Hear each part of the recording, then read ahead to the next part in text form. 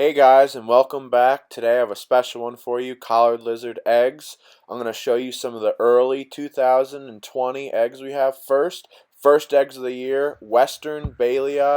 Show you the male up there, and then me digging in. I'm going to show you a little around, and then at the very end of this clip you're actually going to see some of the eggs. But again, in case you guys are doing this for the first time, it's very important to be very careful when you dig, just to feel your fingers around. Some people use sterile gloves. I make sure I wash my hands before and just gently move the sand around.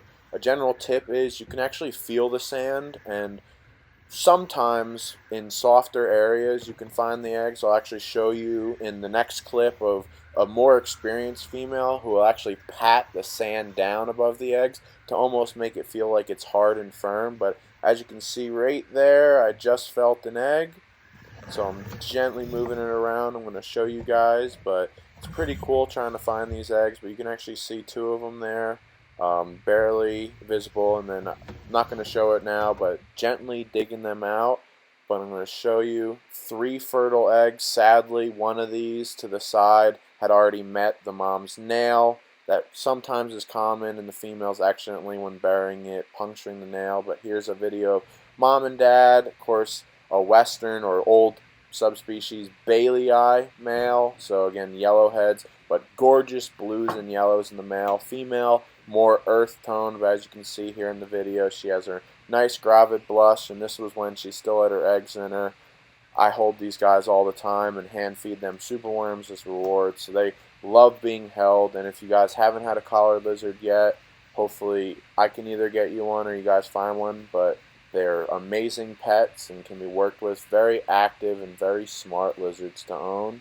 Now the next surprise, of course, the first Aquaflame eggs of the year. These are one of my more popular lines. You can see here's mommy. She had literally just laid the eggs, came out to bask. You can see sand all over her right now. A little glimpse of dad as I go to pull over the nest box tile just to check to see where the eggs are. And this is what I had referenced earlier. I had just fed these guys, so crickets are everywhere. They, of course, ran in there, but you do not want crickets anywhere near these eggs. This video is kind of long because this actually shows a perfect example of a more experienced female, especially one used to these nest boxes. I try to feel around, feel for soft sand, and instantly went to these corners because they were really soft. To the left was a little bit firmer, but as I started digging here, it was actually soft almost all the way to the bottom. So again, using the very careful and gentle approach of digging in, going back and forth and just feeling areas, you try to not harm the eggs going. But she actually maybe just tried multiple different areas to see where she wanted to lay and had dug in the back here previously. But I spend several minutes looking for these eggs, and I'm going to show you actually in a clip later after a few minutes where I actually find these. But again, it's very important to go as slow as possible. There is no rush because you want a healthy egg. You don't want to smush all the eggs together. And just again, careful, slow strokes feeling. You can use sterile gloves if you want. Some other people use other tools. I like feeling with my hands because you have a lot of tactile feeling to actually tell where the eggs are. And once you get used to it, you can pretty much feel when you're getting close to one or actually touch one, because they do have a nice unique texture to them. Definitely a lot different than sand, as you can see. But again, slowly digging, I make it all the way down to the bottom. I start clearing out the area, and then I start getting up to more firm sand. But one of the unique things about this female, she actually, where she did lay, she patted down the sand on top to actually make it feel and appear that it wasn't even dug into. So I have seen this generally in older females who have laid multiple times before, and of course this female has had multiple clutches over multiple years for me. So again, just can't harp or emphasize enough, just being very careful and delicate digging. As you can see, I've already spent a few minutes just in that one corner where I thought the eggs were going to be. But then, as I show you in this next video coming up, after a few minutes of searching around, again, slowly, carefully, I decide to check another one of the corners, and I'll show you guys what I found shortly. So again, in a few minutes later, we have the eggs down in the corner.